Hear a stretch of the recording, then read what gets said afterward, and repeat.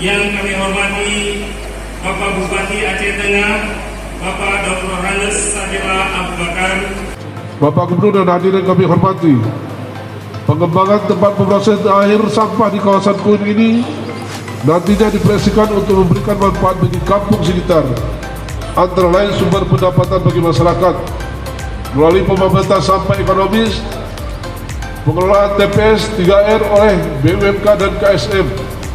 Bahwa persoalan sampah harus menjadi perhatian utama yang melibatkan seluruh komponen masyarakat, dan untuk itu apresiasi, penghormatan, dan penghargaan kita kepada seluruh komunitas yang peduli akan masalah sampah.